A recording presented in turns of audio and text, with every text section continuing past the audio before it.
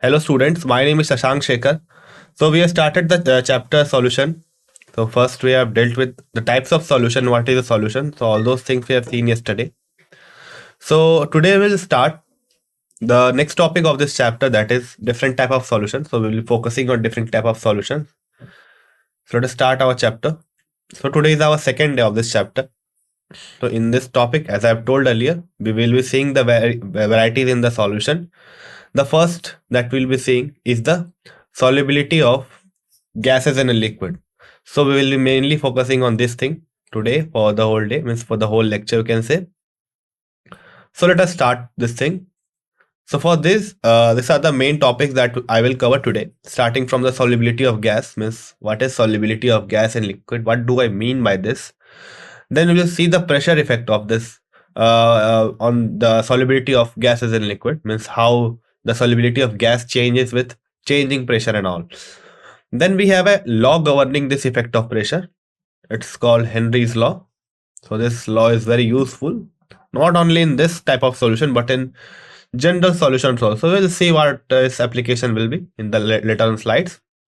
Next, we will see the formulation of this law. Formulation means the related formula and all of those. After that, we will see what is the application of this law. So how can we use this formula, or how can we use this law in various parts? Okay. So how can we use this thing?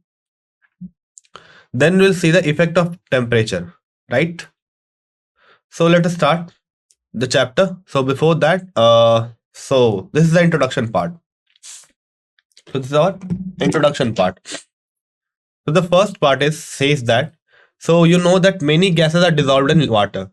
So how do you know that? So if you see the aquatic system and all, you can see there that the aquatic life or the aquatic ecosystem is existing in water. So how do they breathe and all? So they do breathe with the help of oxygen that is dissolved in the water. So oxygen is a gas at room temperature, you know it very well, but it is dissolved in water. So it is a very good example of gases dissolved in liquid. So this dissolving extent, you can say, is up to a very small extent, right?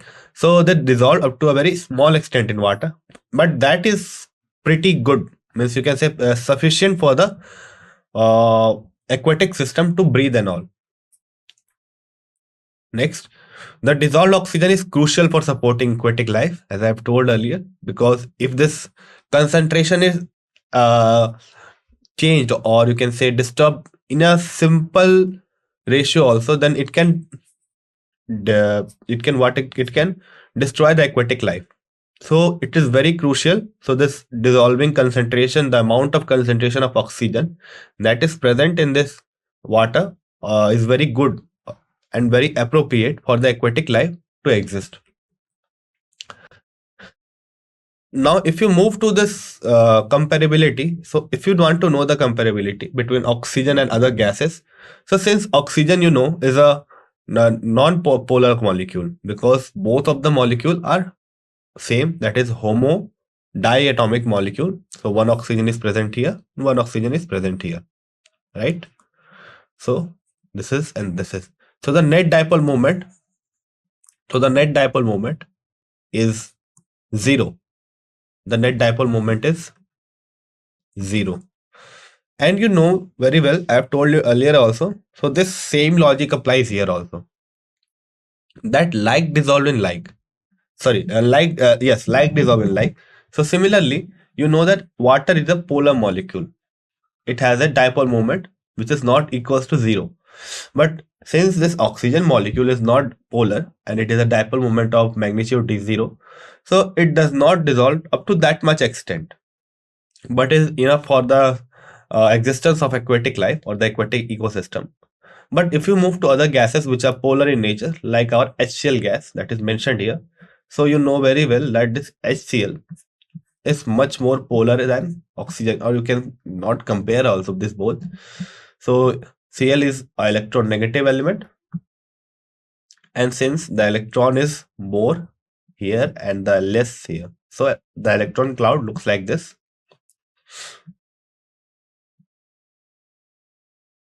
right? But if I go to the simpler terms, then you can say that it has a net dipole moment, or you can say it has a dipole moment.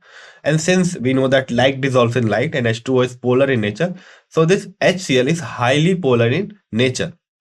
And we know the direction of dipole moment is like this. It's negative to positive. So this is the introduction part, you can say. So you know that now you know that the gases can be dissolved in liquid.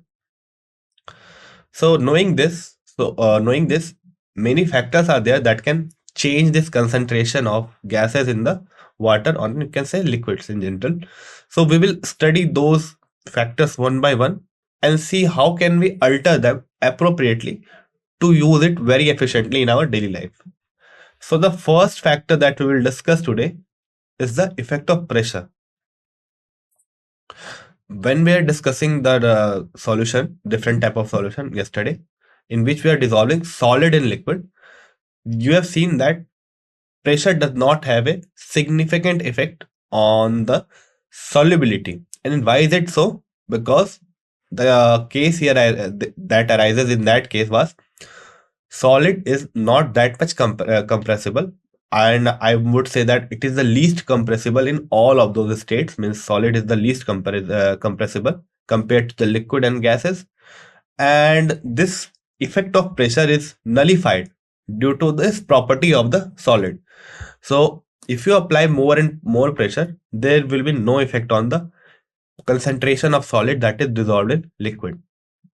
But in the opposite side, if you move to these gases, so these gases are very much compressible, and you can say it is the most compressible of all three states. So increasing pressure would result change in the concentration of gas that is dissolved in liquid. So let us see how does it affect. So if I want to say in one line straightforward, then I would say that yes, the solubility of gases increases with an increase in pressure. So this is very clear. So how it happens? So let us see. So if you see this figure number A here, the particles that are present here, these are gaseous particles. So these are two phases. So this down one represent the liquid phase, and this up one represent the gaseous phase. So this is gas, and this is liquid, right? Now what is happening here? So we have these gaseous particles. So the gaseous particles are in dynamic equilibrium with this liquid solution. How? Because this gaseous particle are going here to here, right? At the same time, the liquid particles are going from liquid to the gas. And this thing is happening in such a way that the net concentration in both these phases of this gaseous particle is same. So in that case, we will say that, okay, this gas and liquid are in dynamic equilibrium. I mean to say here that the exchange of particles between both these phases are such balanced in a way that the concentration of particles in both these phases remains same. That's all. So this is the main concept behind dynamic equilibrium, or this is called as dynamic equilibrium. So first of all, you should understand this, that this two are in dynamic equilibrium with each other. And say we have a pressure due to this weight 1 on this system. So let us suppose this. So in this case, this is the dynamic equilibrium that we are seeing here. Due to the pressure applied of the weight that is put upon here. Now, what do? We change the pressure that is applied on the system by increasing the weight. So initially we have W1, now I put W2 and W3. Now the piston will move down. Of course it will move down because we have applied pressure. Now if you see here, the number of gaseous particles that are present per unit volume here. So suppose I take a volume like this. Let me erase this all. Yeah. So let me take a volume like this. So suppose I take a volume here in case of less pressure.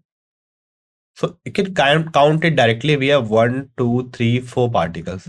Now what I'm doing, I'm applying pressure, right? And now let us see the same volume and see how many particles are present there. So suppose this is 1 unit volume. This 1 unit can be anything. So it can be 1 centimeter cube, 1 decimeter cube, 1 millimeter cube, or anything. So right now I'm just saying that we are having 1 unit volume here, and this is the number of particle 1, 2, 3, 4. Now I have increased the pressure by applying more weights and pushing the piston down. Now I am taking the same unit volume here. So suppose this is the same unit volume, 1 unit volume. Now if you count the number of particles in this unit volume, so you can see that 1, 2, 3, 4, 5, 6, 7, 8 to 6 to 8 particles are present in that same unit volume. Now, if you compare this one and this one, you can see a dynamic increase, or you can say a drastic increase in the number of particles that is present per unit volume. Now, what is the outcome of this increased particle? See, the gaseous particle, you know, are in constant motion. They are moving always. They are moving always. This is called Brownian motion. You have studied this one earlier also in 10th class. So they are always moving here and there, right? Now, since the number of particles that are present here are less, so suppose a scenario, one particle goes like this and strike the water surface, and another water surface, and another one. Now, if this particle has to come, it has to travel more distance, right? So it will come down, and since the number of particle in this unit volume is less, so the number of particles that is striking this phase interface, you can say it as a phase interface between these two phases, a type of boundary, we can say the interface also. So the number of particles that is colliding on this interface or this boundary is less, and you can just imagine it. If you want to do, you can imagine it very clearly. So suppose we take a box, right? And we put say we put flies in it. Suppose flies not, we put something like, okay, for example, we take a box of scent or a perfume and apply it in a bigger room. So you apply, suppose 1 millimeter, or you can say a volume of 1 millimeter cube, or you can say 1 centimeter cube in a room, in a bigger room of that perfume. Now you take that same volume and apply it in a smaller room. So suppose that suppose this is a bigger room, and you apply it in a smaller room. Now if you are present here, suppose you are present here in this case, and another person is standing here. In another case, the same person is standing closer to you due to the small size. Now, if you apply this, or you can say spray this perfume, it will take greater time to reach this person because of the greater area. But since we have taken a smaller room, so it will reach in a quick manner, or you can say in a less amount of time. Similarly, you can say that, okay, right now we have the greater volume and the particles are spread randomly and much more further from each other. But if we apply pressure on it and we decrease this volume, now the particles are present in a smaller volume, and number of particles that will be striking on this interface will increase. So if you take this analogy and apply on this, you can apply this, because both are gases and nothing is wrong in applying this analogy to this. So if we apply this analogy, then we can say, or we can predict, that the number of particles that will be striking this interface will increase drastically due to increased pressure, right? Now, due to this increased number of particles that are striking the surface of the solution, the solubility of the gas increase. So what is happening? Let me explain it. So when we are saying that, okay, a gas is dissolving in a liquid, the thing that is happening is that the gaseous particles are just entering in that liquid phase, right? No confusion in this. So when it will it will enter, so it will go from this interface and it will have the enough energy to cross this energy barrier.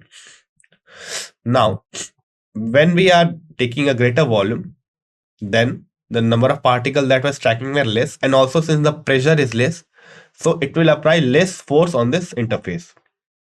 Now, since we have increased the pressure, and you know this pressure is nothing but a work done on this gas. Now, this work done on this gas has increased the kinetic energy of this gaseous particle in a way. And also, the number of particles striking this interface has been increased due to this applied pressure. Now, it will up more number of particles will strike this surface, number 1 point, and they will strike with a greater kinetic energy, number 2 point. Now, this will increase the number of particles entering this liquid phase. So in this way, it will increase the number of particles in the liquid solution, or it will increase the concentration of that gaseous particle in this liquid solution. Now we can say that, okay, the solubility of gases increase with an increase in pressure. So this is all about the effect of pressure. Now this was our qualitative analysis. What? Qualitative analysis. That, okay, we increase the pressure, we increase the solubility. But how much? But how much? So if I want to ask that, we have increased 1 atm of pressure. So what will be the change in the concentration of the gas in the liquid particle? So basically, I am trying to quantify that by increasing 1 atm pressure or by increasing 1 unit pressure, what is the effect of change in concentration in the liquid? So for that, Henry gave a law, which was that at a constant temperature, the first thing, the solubility of a gas in a liquid is directly proportional to the partial pressure. Now you will say that, sir, it is the same thing. We are increasing pressure and we are increasing the solubility. It is written in a theoretical way, but the change that I have done here is that now I am saying that this partial, okay, this will be your relation according to this statement. Now what does this statement quantify much more?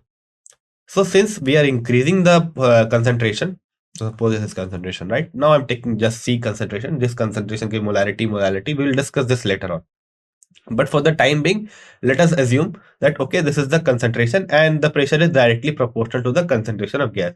Now you will say, okay, sir, we know that the pressure is increasing and the same thing written theoretically. Yeah, we do know that, but we do not know what is this power. So it can be C square, it can be C cube. So the Henry law predict that it will be C to the power 1 only and only. So it will be neither C to the power 2, neither C to the power 3. So this is the difference Henry's laws made.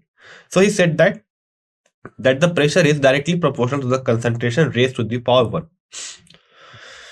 And this is the thing. So this was a theoretical statement. And which partial pressure? The partial pressure of the gas that is present above the surface of liquid or solution. So we have seen this thing right now that we have a system and number of particles. So same thing is written here. So the partial pressure of that gas that is present on the surface. So we are talking about that thing. That should be clear right now. Now, a much more this was a much more general statement. We can say we cannot use it directly. So we made some changes and we said that, okay, this is the final statement. So you can say it is a way of representing Henry's law. So he said, in a way, we can say that the partial pressure of the gas in vapor phase is proportional to the mole fraction of the gas in the solution. So we said it earlier that write the concentration term. We took the concentration term. Now concentration I have told we can represent in 4 to 5 ways. We have seen in the previous class also. We have a ppm, we have a ppb in a way, we have molarity and all, mole fraction. But since we are dealing with gases, and I told you earlier also that whenever we take a gas in a general way, most of the time we take the mole fraction as its concentration term. So keeping this in mind, so we take this mole fraction. Now one more question arises. So sir, why do we take this gas concentration in mole fraction, and why do not we take it in the form of a molarity and molality? So see, you know very well that this ideal gas and all are applied very easily on these gases to a very greater extent, not to the exact extent you can say, but up to greater extent you can say 60 to 70 to 80% it is applied on that gases. Now, to count the number of both this gaseous particle, or you can say the count the number, it's much more easier and it will be not changing with time. Okay, so to count the number of moles is easier. How? We know the volume, we can directly count this number of moles.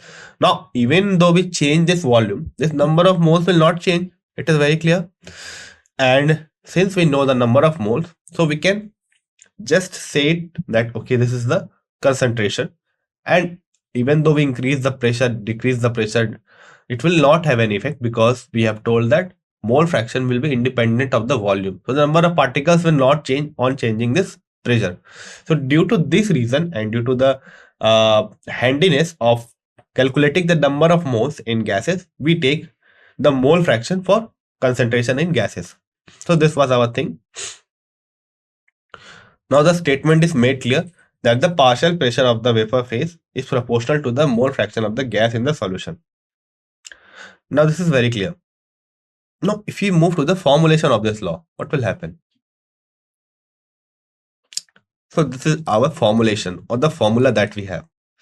So look at this formula very keenly. It is very important. So questions are asked from this formula, and you will see later on that this formula will be applied to every type of solution, because this Henry constant he has taken is a much more general term. So for different type of solution, this Henry constant will be replaced by another type of constant. But I'm saying you right now that okay, this law or this formulation of Henry for the gases in liquid is a general way for representing the concentration and pressure relation. Okay, so study this more accurately. So this will help in your another other solutions also. Right. So this is the law. It's this is the formula. It says that the partial pressure of the ith component. So I have told you earlier that we will have mostly binary solution, but in case we have multiple say component, multi-component, right? So for the ith component, where I go from the 1 to the number of components that are present. So if you want to calculate the pressure of that ith component, we know that it is directly proportional. So we have introduced a proportionality constant, that is Kh. And it is called, or it is termed as Henry constant. So we will say that okay, right now we have a complete formula which says that the partial pressure of the ith component is equals to Henry constant times our mole fraction of the ith component. So this is our complete formula. Now, if you want to plot a graph, we will get a graph. So this is our graph here. So on the y-axis or the y-axis, we have our pressure. So we have taken a solution that is HCl dissolved in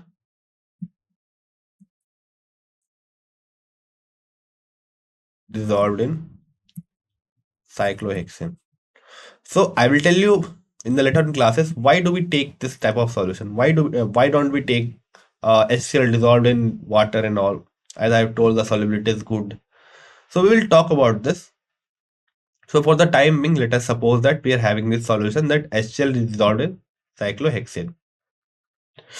And what we are doing, we are calculating this mole fraction of this HCl with respect to pressure. So we are increasing the pressure here.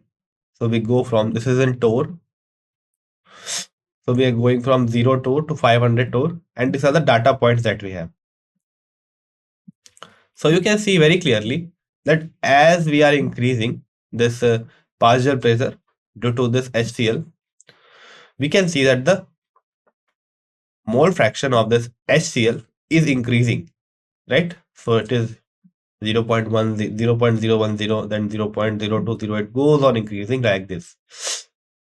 So it is a direct evidence. Okay, so this formula is very much accurate.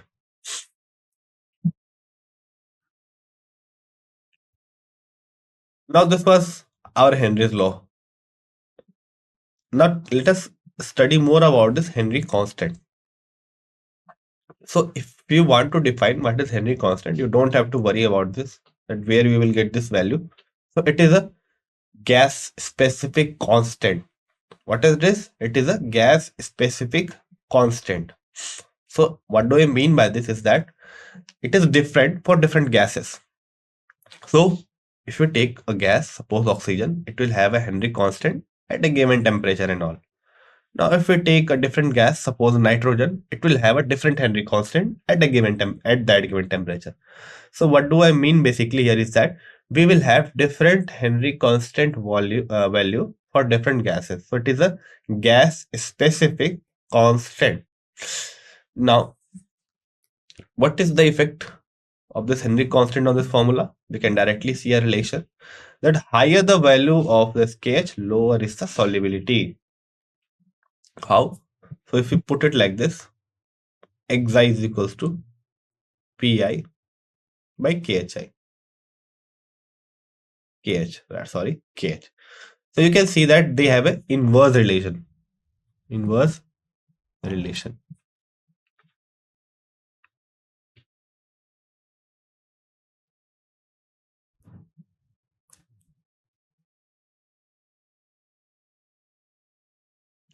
So if we decrease this kh, thus we can say that if we decrease this k, the solubility will increase, and vice versa. That is, if we increase the value of kh, by which I mean that we take a gas that has a higher value of kh, then the solubility will decrease.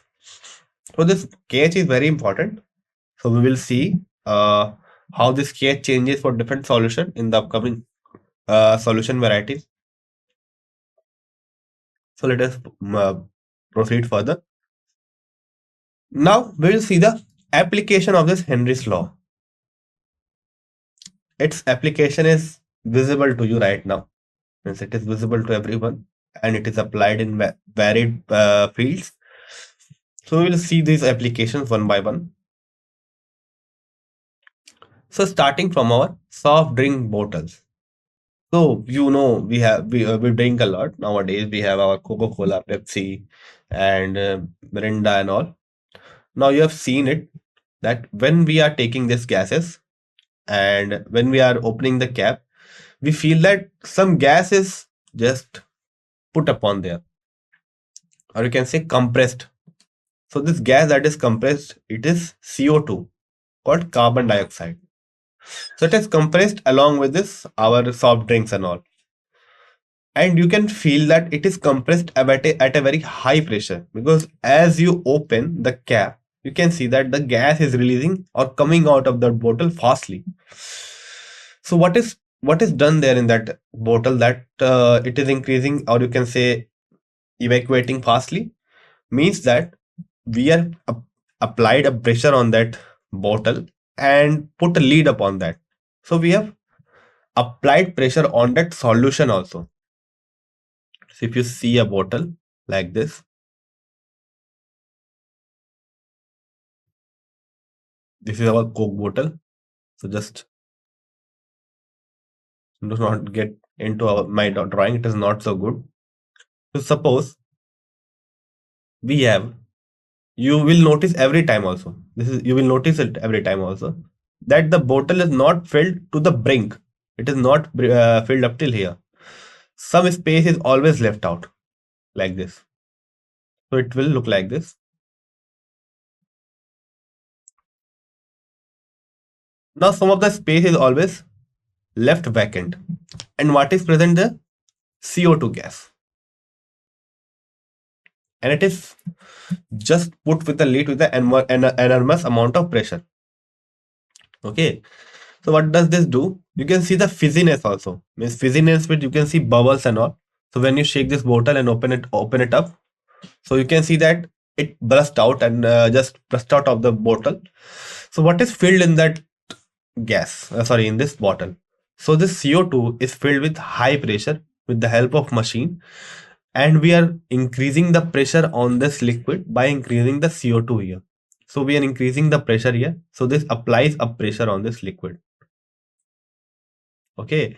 And due to this applied pressure, the amount of CO2 that should be dissolved in liquid is increased. Meaning that uh, since we know that the solubility of the gas increases with increasing pressure, so what do? They increase the solubility of CO2 by introducing more and more CO2 in a way. So they increase more pressure on this and keep it with and keep the concentration of CO2 gas higher. So how can we see this effect? So if you put out the bottle, open the bottle, right? Now initially it was uh, closed with high pressure, and if you drink at that time, just after opening the bottle, and you drink that coke bottle or that soft drink bottle, then you can feel its taste. Okay, you can feel a different taste. But now what sometimes you observe that after opening the lid and keeping it out for some time, and then if you will drink it, you will see that you will not get that same taste, right? Yeah, you must have observed it. Even though you cool it further, you must have thought that due to the less chillness of this coke, the taste must have gone. No, it is not like that. So initially when the lid was not open, a greater amount of pressure was applied on this solution and a greater amount of CO2 was dissolved in your coke, so you get that taste. Now as soon as you open the lid, the gas that was applying pressure on this liquid gets out, and due to this uh, less pressure, now the dissolved amount of or the dissolved content of CO2 that was present in your coke is decreased, and you do not get that taste, right? So what is happening?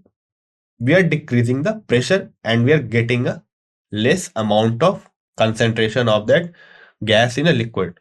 So this is the direct application of your Henry's law. So what we are doing is we are increasing the pressure and we are increasing the solubility. So this was your first application. Now, second one. Scuba divers face high dissolved gas concentration underwater due to increased pressure. So this is a very, you can say, a very horror type of feeling. So if you move down the, say, ocean water, so as you move down, the pressure, atmospheric pressure drops abruptly. So the increased amount of pressure is large, and it is such large that it can crush your body in a second. So if you are following the news, you must have heard that some submarine has gone underwater, and due to the default, or you can say the fault is, sorry, default not the fault in the submarine, the people that were present there died quickly. So what must have happened? So what is happening here is that there is a large amount of, or you can say, pressure that is applying on the submarine, that is applied on the submarine due to the ocean water.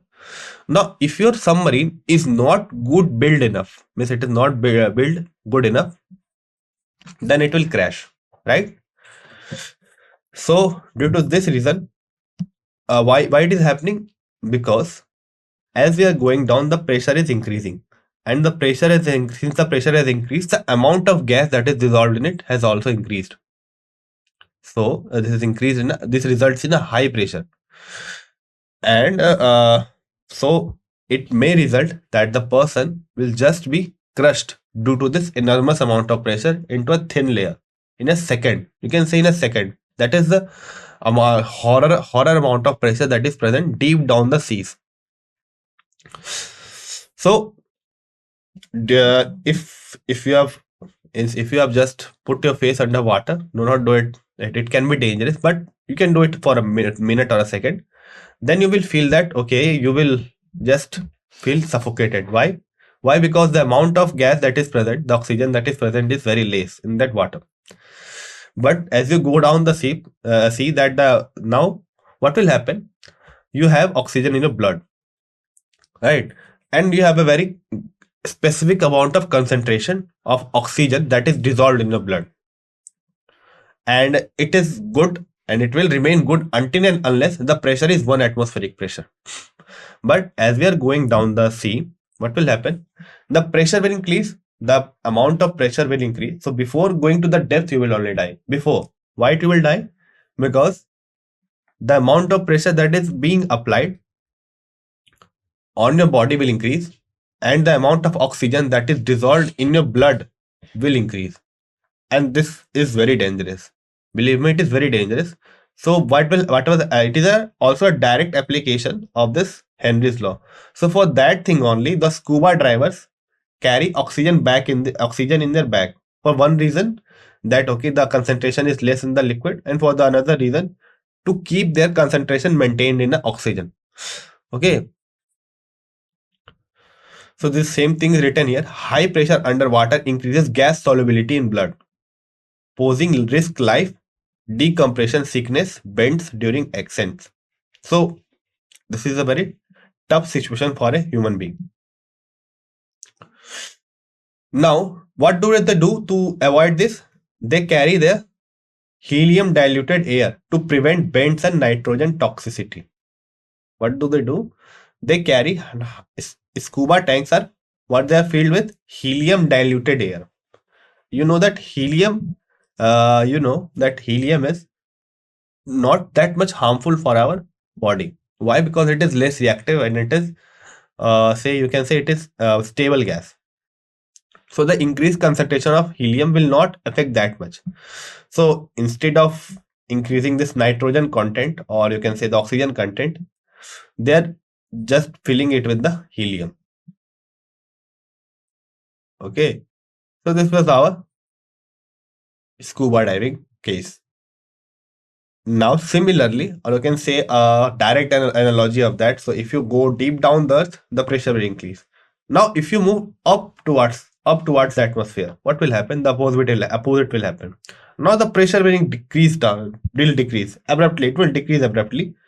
So you must have seen that if you have traveled through planes and all, and if you're not traveled also, no problem.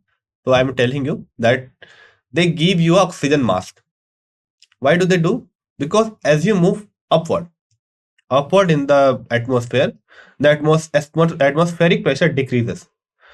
And due to the decrease in the atmospheric pressure, the amount of oxygen that is dissolved in your blood decreases.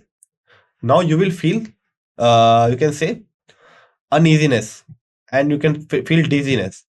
You can vomit also. So for this reason, what do? They provide you with oxygen mask, so that you do not the oxygen concentration in your blood remains in a control. So it is it is also applied for the climbers also. The climbers also do take this oxygen cylinder on their back, or the amount of oxygen on their back, so that they can deal with this risk of life. Okay, so high altitude results in low oxygen levels in bloods and tissues. The same thing is written here, and it can cause anoxia, affecting climbers' physical and cognitive abilities. Means it can just make you numb for a while, and you will feel that you are not able to move and all. So it is very difficult to survive in that condition on that high altitude, because it is cold freezing. It means it is bone freezing cold. Sorry, it is bone freezing cold, and added on that, you have a decreased amount of oxygen. Just imagine that phase. So it is very difficult for survival, right? So this is our thing. These are our applications. Now, if I ask you a question, you can think over it. I will give you a hint also. So I will just give you a hint of this, right? So as we move up, you know that okay, we are moving up, and you must have seen in the higher altitude that we are having this kind of as we move up, the cold increases and the water starts freezing. So if you have not observed it, you just go to Kashmir and all, you will see that the at higher altitude we have this frozen frozen ice, right? The water is present in freeze amount, and it is absolutely due to the high height. But when you see up on the clouds, right, you see the clouds. The clouds are not present in ice form, rather they are present in steam form. Why is it so? So you can think over it for a while. So we will get over this thing later on. So I'm just giving you a you can say a good thing to think over. So we will see a law for that also. So what happens in that case? So why do we see this gas? Sorry, this water is present in steam form and not in like for say solid form or ice form. So think over that. It is a good exercise. So you should think over everything why it is happening. So it is the way the science is deals with. Okay. So this was all about our Henry's law application. Now, next we will see the effect of pressure. Sorry, the effect of temperature. So let us revise our all those things what we have seen right now. So what we have seen the solution of what gas dissolved in a liquid, and I mentioned that it is very crucial for the existence of aquatic life because in the absence of oxygen, they will die quickly. Sorry for using this word using die again and again, but means they will vanish quickly or this ecosystem will be vanished quickly. So this dissolving of this gases in liquid is very important. Now, how can we increase or decrease this? So we have seen the first factor that okay, we have a pressure. So a direct line was put upon there with a green, if you remember. And if we increase the pressure, the solubility will increase in one liner. This is a one liner, you can say factor or relation. Now, why it will increase? The first factor was the number of particles that are striking the interface between the liquid and the gas is increasing, number one. And number two, their kinetic energy has increased due to the increased pressure. This is the two things. So this was the effect of pressure. Now this was a qualitative analysis, means we are saying that okay, it will increase pressure, we will increase solubility. Now how much it will increase or decrease, that was formulated by Henry. He said that there is a direct relation, that is power to the 1. Means if we increase the pressure, we increase the concentration to the power 1. Now the question comes to your mind that concentration can be means the concentration of a gas can be coined in various ways. We have molarity, molality, mole fraction, ppm, ppb, and say we have our normality and all. So what do we take? Then we do take mole fraction. Why? Because our gas is easier to, means the number of moles of gas is easier to be calculated. Why? Because we can apply the gas law to a greater extent on that gaseous particle. So we told that we reformulated our statement and said that the pressure of the gas, that is sorry, yeah, the pressure of the gas is directly proportional to the mole fraction of the gas dissolved in that solution. So this was our Henry's law, you can say statement, or you can say a much more accurate statement. Now we formulated in the form of a formula, and we told that, or we mentioned that the pressure of the ith component that is present above the liquid solution is equals to mole fraction times our Henry constant, and this mole fraction is of the mole fraction is for the gas that is dissolved in our liquid. So this was our formula. Now next, what do? We talk about what we did. We talked about that kh or the Henry constant. So what does it depict? That this Henry constant is different for different gases, right? And it is gas specific. And if the value of Henry constant is increasing, the solubility will decrease. Means the gas having a greater value of kh will have a less solubility in water. We can just term a question also. Suppose you are asked that okay, we have oxygen and we have HCl, and it is told that the solubility of oxygen is more than the solubility of HCl. So if you are told to compare their kh constant, it will be inverse. So kh of O2 is,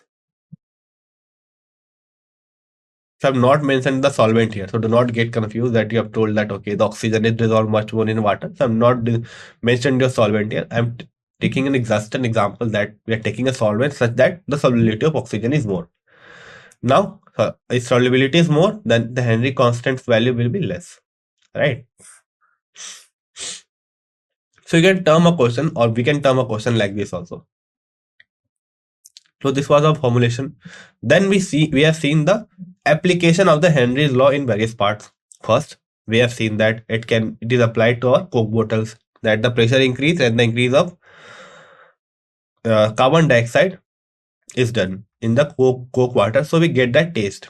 Then we have seen the scuba divers carrying the helium gases on their back to you can say that to reduce the risk of nitrogen toxicity. Right.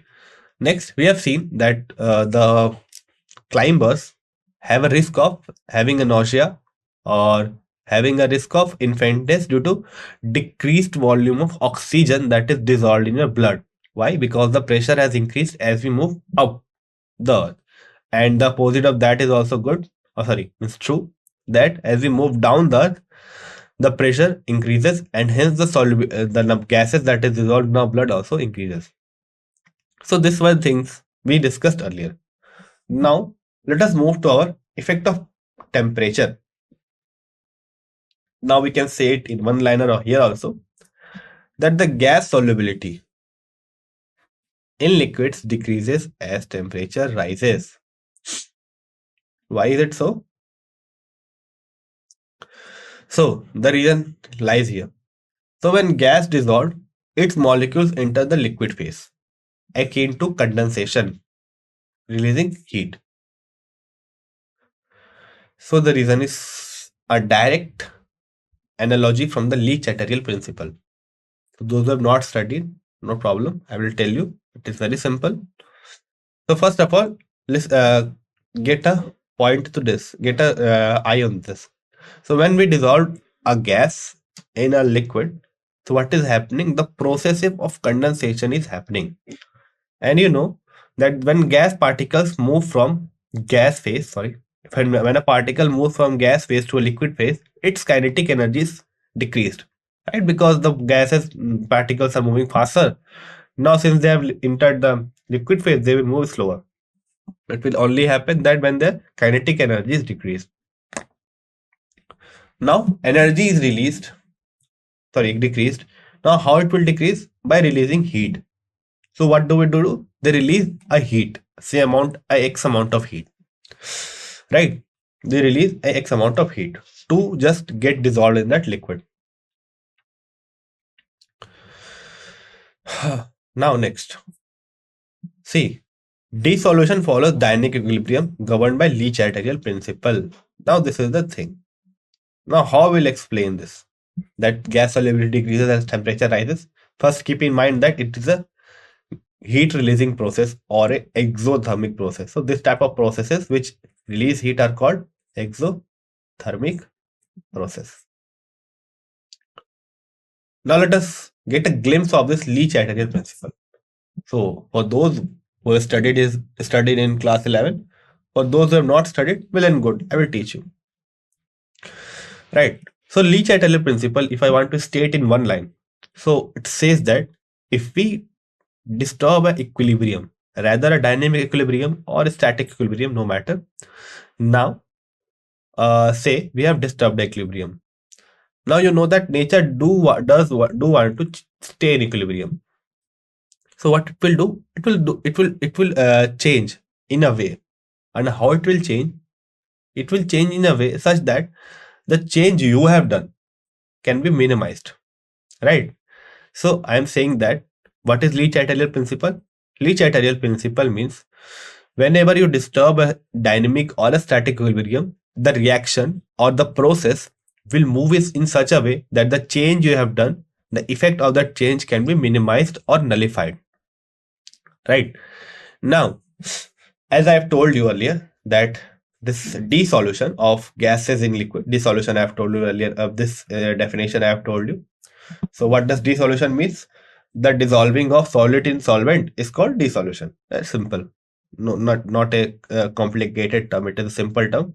The dissolving of solute in solvent is called dissolution. Right.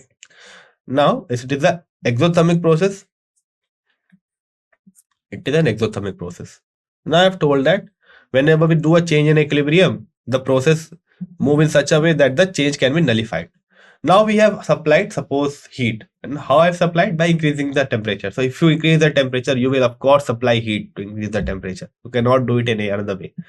So suppose you have increased the temperature. Now heat will be applied on your system, on your equilibrium, dynamic equilibrium. Now since the system is in dynamic equilibrium, right, and your process is exothermic, and it will be always exothermic. The solubility of gas in liquid is exothermic. Okay, so remember this thing also. It is important point. So whenever you increase the temperature, what will happen? The process is exothermic. So if the process is exothermic in the forward direction, you can say the dissolve when we dissolve gas in liquid, it releases heat. So if gas is evolved from our liquid, it will take some kinetic energy, or it will be endothermic, or it will attract some heat or get some heat. You can say it in any way. Yeah. So if you're applying heat on this, so to since it was in equilibrium, to attain back the equilibrium, what it will do, it will try to nullify that change. It will try to absorb that extra amount of heat. How it will do? It will just move in opposite direction. Means now the solution which was which contained gaseous particle, now some of the gaseous particle will be able to escape from that solution. How? You have supplied heat, means you have supplied a kind of energy. This will make sure that your gaseous particle will have the enough kinetic energy to escape your liquid phase. Okay, to escape your liquid phase and get into your gaseous phase. And what it is doing, in a way, it is just decreasing the concentration of your solution, or you can say it is reverse of your dissolution. This is reverse of your dissolution. So if I put it in a box, so you have an exothermic process, which is gas dissolved in liquid. You have increased the temperature. Now to nullify that change, or to remove that change, what the system has done, since it was in equilibrium, so to first, to attain the equilibrium, what it has done, it has to nullify the change. And to nullify the change, it has just taken that extra amount of heat and released gas, so that you can get back your equilibrium and the change is nullified. So this was all about your gases dissolved in liquid. So with this, I will get our class over. So if you have any queries, you can ask it later in the next class. Okay, thank you.